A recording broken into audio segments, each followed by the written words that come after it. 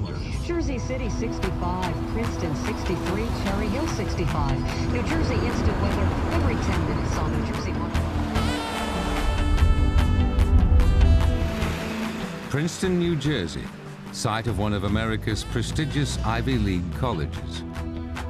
This is home to Professor James Charlesworth, an academic who's become a manuscript detective. He's brought to light over 4,000 ancient documents so far. Jim Charlesworth is also an expert on the Dead Sea Scrolls. As head of Princeton's Dead Sea Scroll Project, he's examined many of the recovered manuscripts and thousands of individual scroll fragments. But he's convinced that there's more to the story, that the picture isn't yet complete. I do not believe the greatest discovery has yet been made. We haven't got all of the scrolls. We haven't translated all of them. There are literally dozens of scrolls that we haven't yet been able to piece together. What do they have to tell us? Now remember, when you're putting together a giant jigsaw puzzle, and that's what we're doing, trying to reconstruct the past, when does that piece fit, which all of a sudden you have the picture? For Professor Jim Charlesworth, the search for scrolls is more than a job. It's a passion. I thought we would start with the question, what are the Dead Sea Scrolls? But he's equally committed to interpreting scrolls already discovered.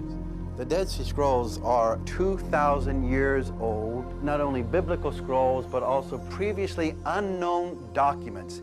They're coming from the Dark Ages in the history of Western culture, a historical gap of over 200 years. Jesus, he lived exactly in this period of silence.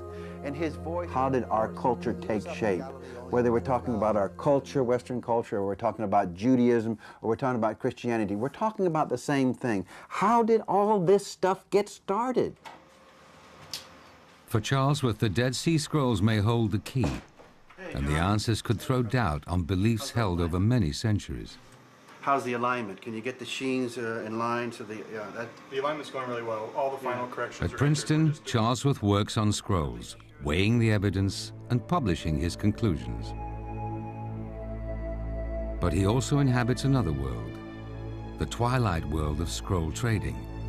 For if there are more scrolls out there, and Charlesworth is convinced there are, then he wants to be the first to make a bid for them. I have absolutely no doubt that there are hundreds of fragments out there in whole scrolls. There are individuals, extremely wealthy, probably billionaires, who've purchased these for one reason or another, and they have fragments.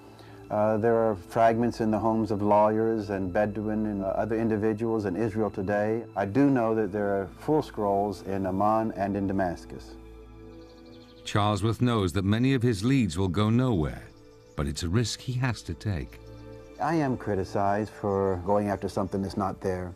But I have seen fragments of the Dead Sea Scrolls turn to dust. I've seen other fragments turn to water because they're so fragile. It's important for me to get them before they disappear. They have never been seen for 2,000 years, but we have to find them before they decay. Charlesworth is not alone in believing that the truth is still out there. In the Judean wilderness that stretches southeast of Jerusalem, other scroll hunters are on the trail. In order to find another cave in the limestone, we need a good earthquake. I mean, that's what we need. It's very hard. I mean, you can look at those cliffs and see that there's, a lot of piles of stones, and, underneath every pile of stone, there is a chance to find another cave.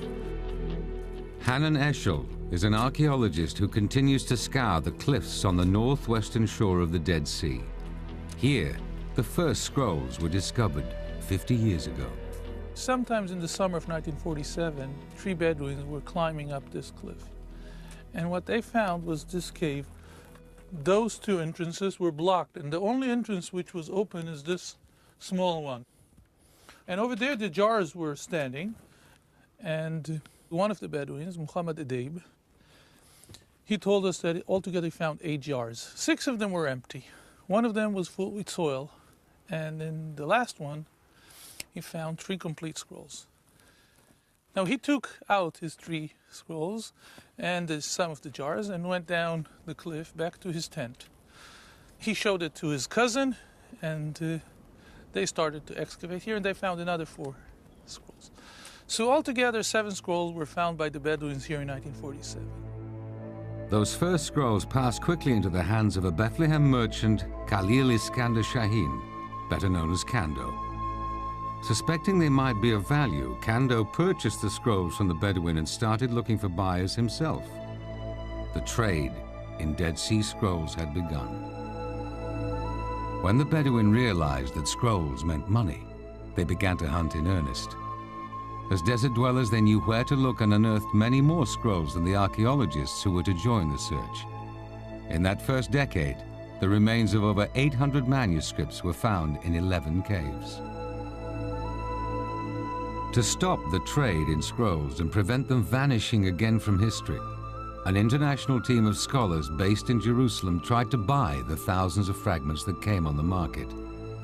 Although they hoped they'd stop the traffic, they had no way of being certain.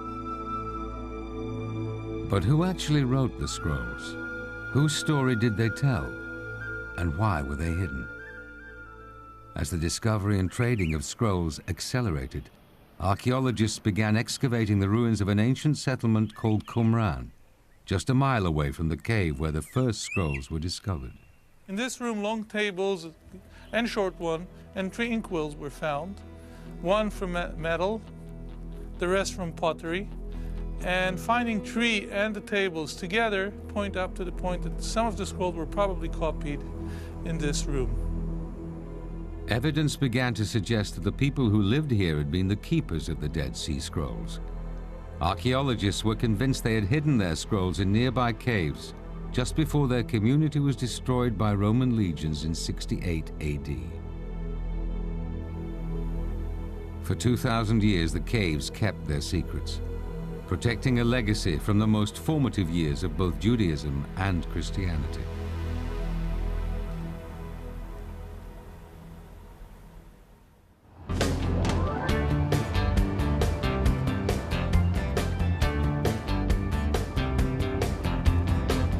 Back in the United States, Jim Charlesworth is setting out on another journey in search of missing links in the Dead Sea Scrolls story. His final destination, the Middle East. But first, there's a long detour to Norway. Chasing scrolls is a global pursuit. I really find it kind of mystical to be out in this part of the world, so far removed from the so-called Holy Land, looking for remnants of Jewish writings from the time of Jesus. Somewhere near Oslo, Charlesworth is following up a lead that a private collector has scroll fragments in his possession. Martin Skoyen is an extremely wealthy man, and now he's dedicating his life to acquiring ancient manuscripts, including the Dead Sea Scrolls. There is the dream that he will have some significant fragments, and they'll help us put together the massive jigsaw puzzle of the community that preserved and copied the Dead Sea Scrolls, and given us information, data that has revolutionized our understanding of how it all began and how we got where we are now. Jim Charlesworth knows that missing pieces can lead him down 2 different historical trails. Writings that reflect the life of the people of Qumran can tell him about the 1st century, while the biblical documents they collected and copied can reveal how the Bible has developed over more than 2,000 years. Skoyen turns out to have both. Tiny pieces of 3 of the first scrolls found in Cave 1, which he bought from 2 of the early scroll scholars. Is this a fragment of Daniel? This is a Daniel, yes, and it is actually written in the lifetime of Christ and the apostles. And when we look at it with visible light, we come from Qumran, and it is the earliest complete manuscript of the Bible. Very important to get them published. Skoyen reveals how one of his pieces fits into a small corner of the scroll jigsaw puzzle. I have put these tiny fragments into its context here, where it belongs. It certainly does look like it fits there. But on the whole, these fragments are too small to be a big help to Charlesworth. This fragment... It's a pity there's not more that you could see, more writing. Well, that's what we have preserved from the first column. Although there's no major breakthrough here, Charlesworth is heartened to find that a collector with a wide knowledge of ancient manuscripts has reinforced his conviction that other scrolls will be found somewhere in the Middle East. Skoyen is convinced that there are maybe cigar boxes full of fragments in the hands of Bedouin. Charlesworth needs collectors like Skoyen, They can afford to buy lost scrolls, which he can then study. But it's difficult. The prices of scrolls have skyrocketed to the point that many people are not interested in playing the game because the prices are way out of line. And I think when the prices come down, then these individuals who have scrolls probably would be able to find someone to help them. On his travels, Charlesworth has found that different collectors have different motives.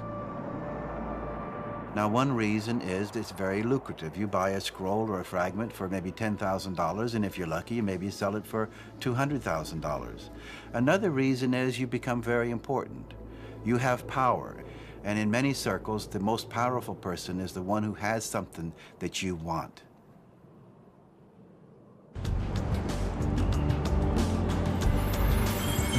While Jim Charlesworth travels towards the Middle East, Professor Larry Schiffman of New York University comes at the subject from a different direction. I'd say that what I am is not so much a hunter for scrolls, but a hunter for what's in the scrolls. I've devoted more or less my entire career to trying to understand what the scrolls really say about the very, very important period, those years before the split between Judaism and Christianity, those years before what I guess we could say are the creation of Western religion as we know it. Larry Schiffman is a member of the editorial team that continues to translate and interpret the Dead Sea Scrolls, making sense of what's already been discovered. This difficult process of putting together the jigsaw puzzle, of reconstructing the scrolls, is taking decades to complete because of its complexity. Imagine that you had a New York Times, let's say, and you took only 10 of its pages and then ripped them up and then took 10% of what was on the floor, and now you try to get a sense what is the New York Times. That's really the boat we're in with the Dead Sea Scrolls. In the years that followed their discovery, the daunting task of piecing together 50,000 fragments slowed down the publication process. By the 1970s, it had almost ground to a halt. This frustrated many scholars who weren't allowed access and even provoked conspiracy theories that the scrolls might hold secrets damaging to Christianity. For a whole variety of reasons, the original team, after they assembled the jigsaw puzzle, was not able to get it published. Now, these reasons included illness, alcoholism, death, lack of interest, Israeli-Arab politics. Finally, really what happened was that there was so much pressure to get this thing published. The assignments were given out again, and I would say that by 1991, we were really on the way to getting the material published as it should be. With the scrolls out in the open, Schiffman is now challenging a widespread assumption that they are only important because of what they say about the origins of Christianity. As a Jewish scholar, he sees the scrolls as essentially Jewish documents, throwing light on Jewish history. They don't just enlighten a small group of weirdos who went off to the desert and stuck some ancient books in a cave for us to find them. They enlighten us about the whole nature of the Judaism of the period. That's why I'm so excited about them. From their writings, it appears that the people who wrote the scrolls were a group of Jewish dissidents, fed up with the establishment of their day, who left Jerusalem to set up their own sect. Now, many scholars use the term Essenes to describe a sect, but the truth of the matter is that we really cannot identify with certainty which sect that was or what group that was that left us the Dead Sea Scrolls. From his work on the scrolls, Larry Schiffman has been able to enter the minds of the people behind the texts, the mysterious community who lived at Qumran 2,000 years ago. We know that they devoted much of their time to praying and studying, which they did for 1/3 of every night of the year. And the results of their study of God's law, as enshrined in the Bible, were basically enshrined in their texts. Although Schiffman's work is mainly in the study and the classroom, he's not averse to some real scroll hunting himself. I've been contacted on several occasions and followed up leads that went nowhere, and I know others have done the same. For some reason, whenever you start to get close enough that money is starting to be on the table, the elusive scrolls usually disappear off the face of the earth. So I'm wondering if those scrolls really exist. I'm pretty doubtful, but again, you never know.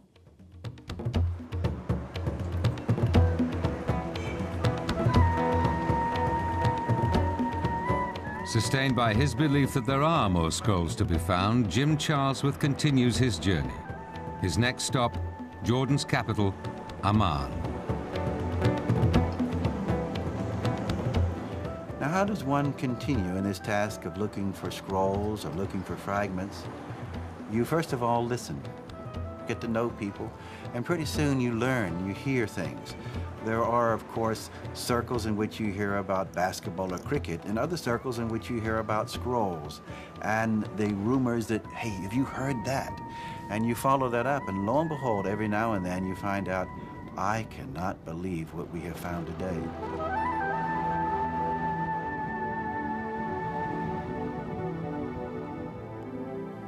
On this trip, Charlesworth's contacts point him south, into the desert, to Petra.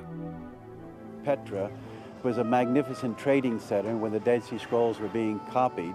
I'm eager to meet some of the Bedouin whom I've been talking to for about 15 years. There may be some information there, and perhaps even more than information, that I need to check out.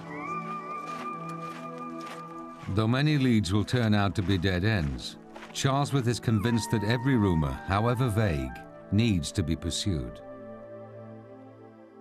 Beyond the fragments, I have no doubt that there are real scrolls, full scrolls, lengthy scrolls, well over 20 feet long, that are in this area, and they're moving them out.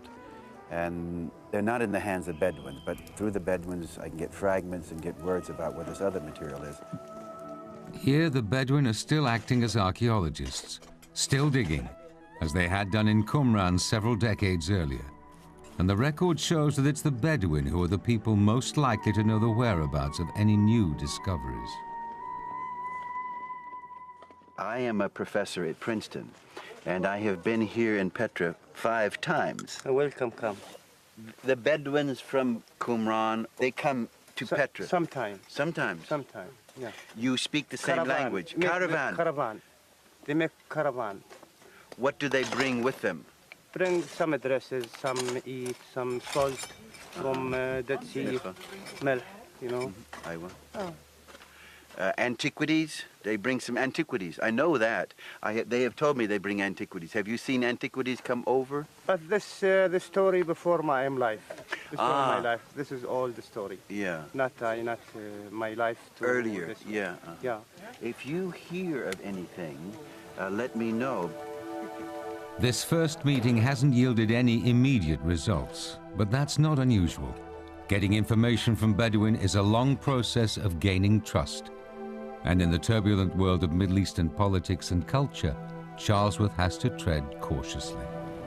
See, it's very hard to sift this out because the last thing the Palestinian Bedouin would want would be to let them get in the hands of the people they claim are their enemies. So we're in this turmoil of who do you believe, and if they really had material, why would they ever give it to me or to a Westerner? That's a different culture. They don't want their enemies to benefit. So I really don't know. I was a little frustrated from Petra. We didn't get what I had hoped to from that area. While Charlesworth continues his search for lost scrolls, back on the shores of the Dead Sea, the hunt for documents still in caves goes on. It's a quest that has been pursued ever since the original discovery in 1947. Since then, the desert has yielded not just Dead Sea scrolls, but manuscripts dating from before the Qumran period up to the Bar Kokhba revolt against the Romans in the early 2nd century. 30 years ago, the desert seemed to have given up the last of its treasures. After 65, no more documents were found, not only by scholars, but by Bedouins as well. Now, when I started doing my research, people told me, look, there's no more chance. I mean, the Bedouins found everything. There's no more documents in the desert. There's no reason to excavate it more cave. In 1986, we enter a cave west of Jericho. And in this cave, first of all, we found guns that were hidden there probably after the 6-Day War. And then we excavated the cave and we found 6 documents from the Bar Kokhba period, 1 document which is earlier from the Persian period in the same cave. In 93, we found 30 documents lying outside the cave. So it happened to me twice, once in 86 and another time in 93, where I'd found documents in the Judean desert. In 1996, an attempt to uncover more Qumran documents led Hanan Eshel to try to find a link between the community and Cave 1, the original scroll cave, a mile or so to the north. I said, let's start from the site, and let's see if I can find a trail leading from the site to Cave 1 and 2. Now, while I was walking here, I found those very nice trails leading to this area. And when I came here, I was shocked to see that there's cave here. Nobody recorded them. They're not being mentioned in any of the reports. So, in 1996, together with Magen Broshi, the curator of the Shrine of the Book, we excavated here. And in those two caves, when we got to the floor, we found hundreds of body shirts and rims of pottery vessels, including cooking pots, storage jars, and dishes, and oil lamps. All of them were in those two caves. So I think that I can safely say that those two caves were used for habitation. People lived here during the 1st century. Charlesworth's pursuit of the Bedouin connection takes him from Petra to Bethlehem, where the scrolls originally appeared for sale, to a rendezvous with a man who claims to be the legendary Mohammed Adib, the Wolf, who found the first cave containing scrolls. You were a shepherd before you found the Dead Sea Scrolls. How did your life change? We sold the scrolls. In the present, people started to talk of the scrolls the Bedouin had found that were fetching this much and that much. We sold them for £16, but they were worth millions. So we started searching properly. It was worth it. We'd find stuff and bring it to the museum. You looked for other caves? Loads. We worked in caves and emptied them completely. There was one cave we worked for one night. A small one, not a big one. We worked for a short while and found a piece of leather with nothing written on it. But the Jordanian army saw us and started firing at us. We ran away, and that was that. Would you take me to see that cave? I'll show you. Why not? I'm very excited. Does he have a cave? And is there any connection between this cave and the caves at Qumran? That will be very exciting. Even if we don't find a writing in it, to find a connection would be, to me, just very, very exciting.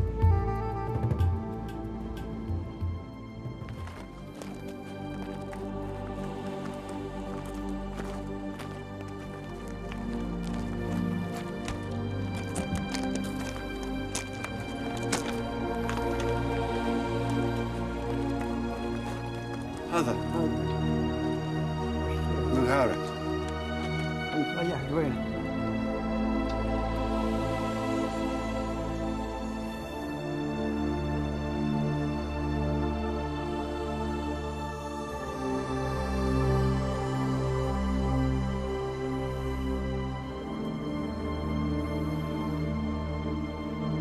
This is good signs. We've got some pottery here, some ancient pottery. And you can see it goes down pretty deep here. People have lived in this cave.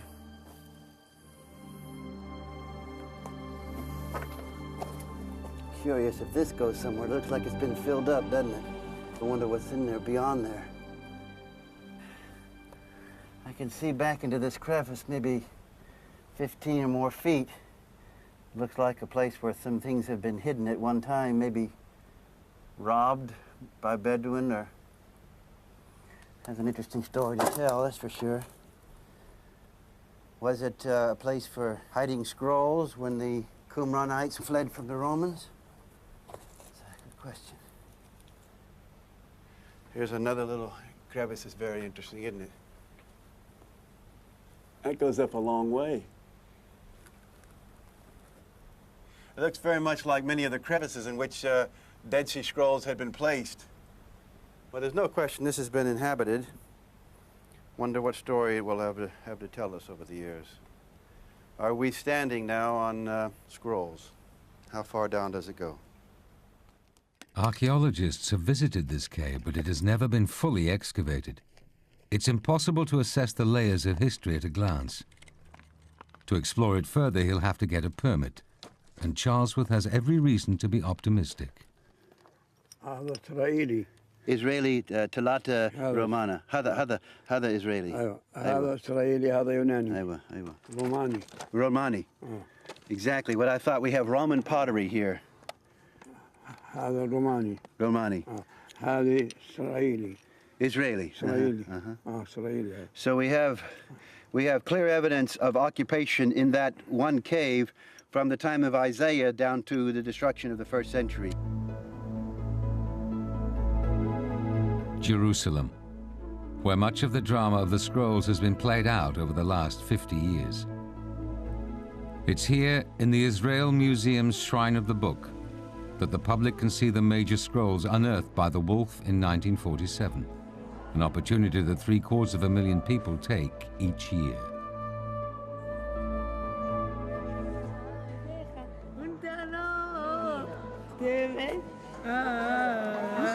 אשר יעשו את הרע בעיניי, לעבור את בריתו, והלך ועבד אלוהים אחרים, והשתחווה לחמה או לשמש או לירח או לכל. But it's in the Rockefeller Museum in Arab East Jerusalem, away from the public's gaze, that the majority of scroll fragments are kept. Here, the delicate business of preservation and piecing together still continues, half a century after it began. Here, scholars can have access to both published and unpublished fragments in their search for what is in the scrolls. In his role as a New Testament expert, Charlesworth is particularly interested in how Christianity took shape and how the unique writings of the Qumran community can enlighten him. What was the world like when Christianity began? We really don't know. We used to know. We used to be so clear. But now we're so convinced that we were wrong. We know we were wrong. Charlesworth has requested access to a controversial fragment. It contains a combination of ideas traditionally regarded as unique to Christianity. But it was written a century or so before Jesus was born. Hey, how you doing, Joe? Okay, fine. Here's the plate which you requested.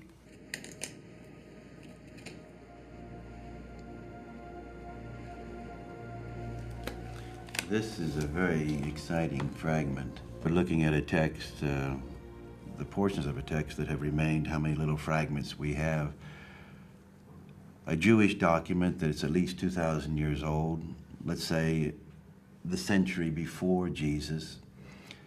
And there are some very precious ideas that have been preserved in the larger piece here. Reference to Mishicho, that is Messiah, the Anointed One, God's Messiah.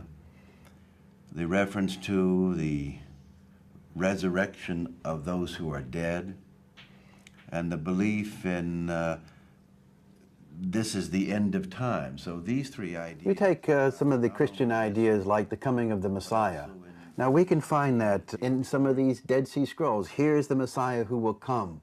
And that becomes very exciting because we now know the coming of the Messiah is not a peculiarly Christian idea or unique to Jesus' followers. We know it is part of the fabric of a very rich culture, to me the most advanced culture in terms of symbolisms and religion and spirituality that I've ever seen. And it's out of this that we're getting little ideas that help us understand big ideas. Christianity, but there's no question, none whatsoever to me and to most scholars that are now working in the field, that the origins of Christianity can be felt in these texts in Judaism. Here is a precious. Now we can understand Jesus' language in terms of its own time, rather than saying, I'll tell you what it means, and make it up as we go along. We cannot make it up anymore. We must be dependent upon what the language, what the symbols meant in Jesus' time.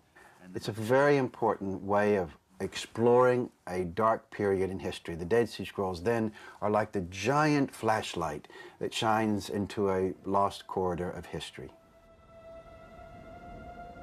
It's insights from fragments like these that drive Charlesworth to search for more scrolls. And Jerusalem is a good place to do it. Here, rumors of hidden scrolls abound.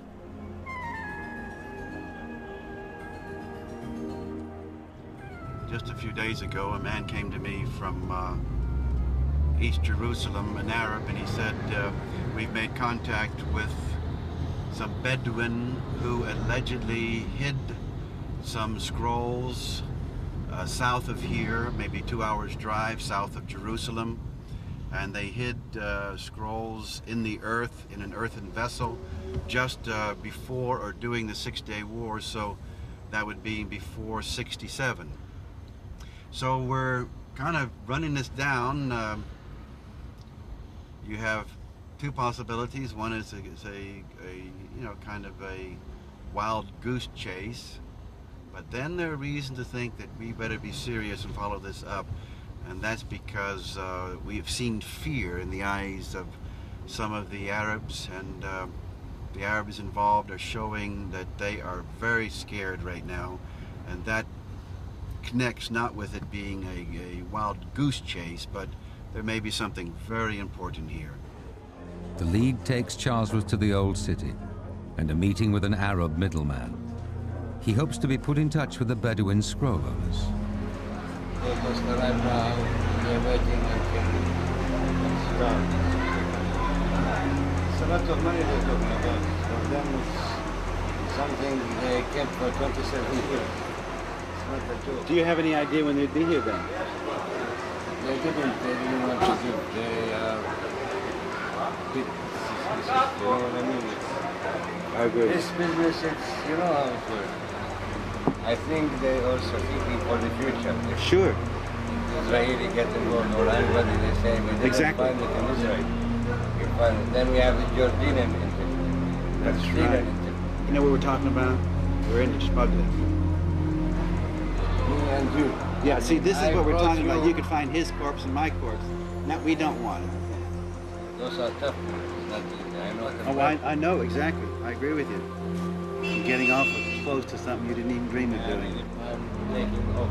Maybe we have surprises tonight. Bye. In this whole enterprise, you're working with a real danger. There is no way I'm going to be involved in anything like smuggling a scroll out of a country or a fragment out. My principle is very simple. Where the scroll is or where the fragment is, we should try to keep it and find ways to have it preserved, photographed, so that scholars can learn about it and share what they know with whoever is interested. In a game where the odds are so high, smuggling isn't the only danger.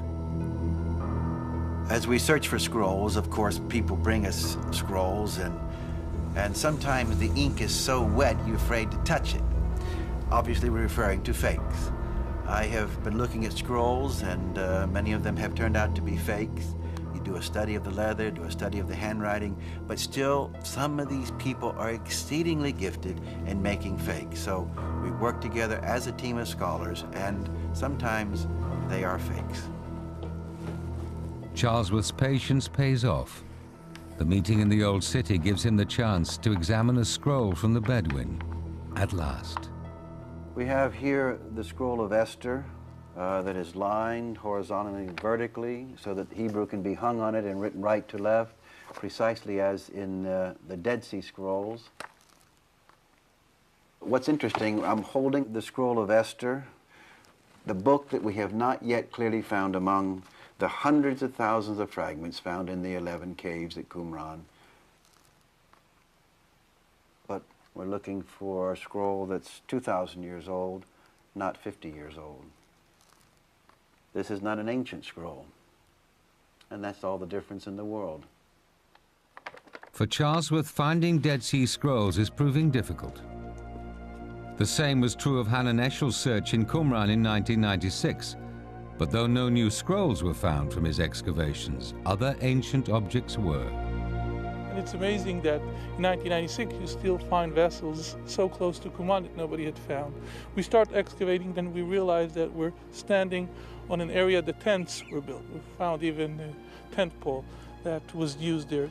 Most of the members of the Qumran sect were living in tents and huts and artificial caves.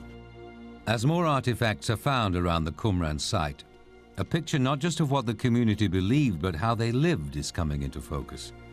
And more knowledge about the authors means more knowledge about their writings. Esti Eshel, Hanan's wife, is an historian and expert on ancient writing who shares her husband's passion for the scrolls. We have a good chance to have a look at first-hand sources that describes the people, thought and belief, and especially this particular interesting group that dwelled in the desert, fighting against the establishment and trying to find their own way in life and belief of Judaism. Her quest to discover the secrets of the people of Qumran is shared by Larry Schiffman. This was a group which believed that the entire world was divided into two camps. The camp of light, the good guys, and darkness, basically the bad guys. And you were predestined to be in one group or the other. They believed that in the end of days, they themselves and all those who would associate with them by coming to see the light, basically, by realizing who was right in all this, would be saved. Everybody else, Jews and non-Jews, would die in the ultimate view of this group. By combining disciplines, scholars have been able to reconstruct the lives of the people of Qumran. This small group of dissident Jews who abandoned the bright lights of Jerusalem and set up a community in the hills of Qumran that would last for over 200 years. They developed a way of life with beliefs and practices that would later be found in early Christianity, and forms of worship and prayer that would eventually influence modern Judaism. Studying for a third of the night and praying as the sun rose and set, they waited for the end of the world, a world which ended for them when the Romans invaded. On the southern edge of the Qumran site are 3 cemeteries where the remains of over 1,200 members of the community still lie. You're standing in the middle of a huge graveyard with no name. You have no signs. You don't know what is the name of those people. And I'm spending a big part of my work trying to figure out their name. In the winter of 1996, Esti Eschel's investigation was helped by the discovery of some writings on a piece of pottery known as an ostrakon. A group of volunteers were cleaning the wall here, and they found at the foot of the wall, around here, 2 pieces of one ostrakon, and they took it out and started looking at it, and it was 15 lines written in Hebrew script, dated to the 1st century.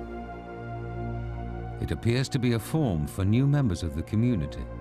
On it were the names of a volunteer, Honi, and a leader, Eliezer. Real people.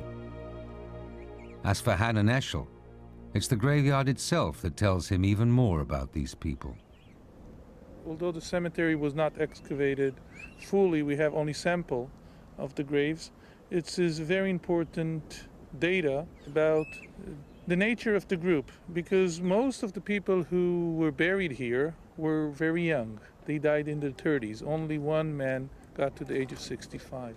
The ruins of Qumran are slowly giving up their secrets, and the young, zealous Jews who had vanished from history are beginning to re-emerge.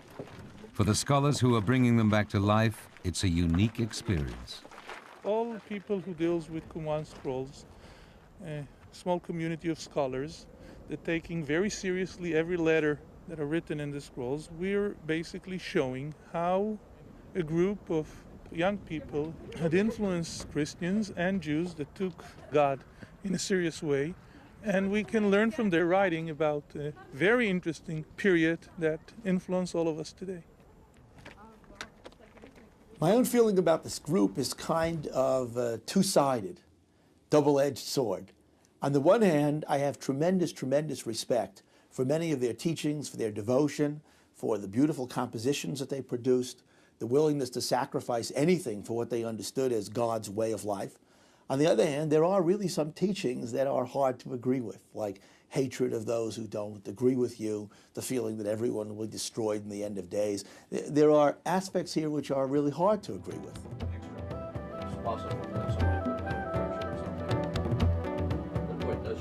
In the United States, it's the writings of the people of Qumran that are being resurrected in an extraordinary way. Cutting-edge technology is being used by high-tech scroll hunters. Doctors Robert Johnston and Roger Easton of Rochester's Institute of Technology and Dr. Keith Knox of the Xerox Research Laboratories have been developing a new image processing technique. They believe it will reveal writing on scrolls that has not been seen for 2,000 years. Till now, the technique has only been tested on photographs. They are very keen to work on actual scrolls, something that Charlesworth, now back in the States, may be able to help them with. He knows that just 20 minutes west of New York City, in the town of Teaneck, there are Dead Sea Scrolls, parts of which are unreadable. With the help of this new technology, he believes it may just be possible to reveal the lost writings. The fragments arrived here back in 1948, part of a collection brought to America by Jerusalem's then Syrian Orthodox Archbishop, Athanasius Samuel. His scroll fragments are now in the care of the Reverend John Mino. This is just a beautiful liturgical scroll. This is one of the fragments that His Eminence did keep, and he wished to be maintained by the church here. Let me see the other fragment you brought There is a today. second fragment here, Jim, that you may want to take a look at. This, I believe, is from the book of Daniel. Definitely. You can see the word Daniel here in Hebrew. Daleth Nun Yoth Aleph. That's beautiful. This writing is so clear, but I'm very curious if we can get some readings into this area where the leather has turned to liquefaction, where the leather collapses because of the absorption of liquid. And of course, we can't see anything in here now with the naked eye, but it will be very exciting if we can get some readings there. And go farther left, farther left. Where? Well, this is Vladimir. Using their state-of-the-art camera with a range of wavelengths that far exceeds the human eye, the team convert the Samuel scrolls into digital data. We're ready to shoot. Tension mounts in the room. There's no way of knowing what the camera will reveal. Oh my! Holy cow! Look at that. Unbelievable! It's fantastic. There you go, there, Jim. There you go. There's some data. Unbelievable! Right, Unbelievable! so, Look right. at those! Look at that coming out! Yeah. Oh my gosh! Can we improve this Jim, this edition? should be better. This is the They can. At Rochester, the scrolls, now in digital form, are being processed by the team with the help of research assistant Mithra Musavi. Take the image which shows the writing in both directions, scale them appropriately, and subtract them. You will just see the writing in the other direction. Perhaps. Perhaps. or you might see the... In the first part, you can see that we can separate out some characters with using infrared light. What we're going to look at next is to figure out how to take the jumble of new characters that appears and try and sort them out between what's on this surface, what's on another surface, what's behind the scroll itself. That may be that there are two pieces of a scroll stuck together, and we're seeing two images. Our infrared image for that. Wait a minute, look at this. See, we have here the piece of a scroll stuck on top of another scroll. And this gets fascinating to me because this gives an indication of that violent period when the Romans were taking the area. The only way something could get squashed or stuck on this, it looks like we're getting kind of like a footprint from a violent time. The most spectacular results come from the application of the new technology to the fragment of Daniel, part of the Bible as used and copied by the people of Qumran. With this text, Charlesworth is convinced that we are within a generation or so of the original version. Comparison with a modern copy may raise questions about the accuracy of the Bible in use today. This is what you were seeing. You'll turn that around for me, won't you? Yes. This is what the infrared picture looks like. Oh my. See, we can get this line 1, 2, 3, 4, 5, 6, 7, 8, 9, 10, 11, 12. We've increased this almost double. Prior to this, we were working with a document that is basically around 1,000 of the Common Era. But this can take us back way beyond the time of Jesus to about 100 BC. That's within a decade or so, or a generation or so, of the man who wrote that. And that means we have gone back at least 1,000 years closer, and it's the same thing, the same document, except for some minor variations in spelling. For Charlesworth, this is the end of a journey that has taken him across the world and back again in order to find treasure in his own backyard. Even the possibility of, it's like we've discovered a new document, or it's like discovering a new manuscript, or another Dead Sea Scroll has been found, shall we say, technologically.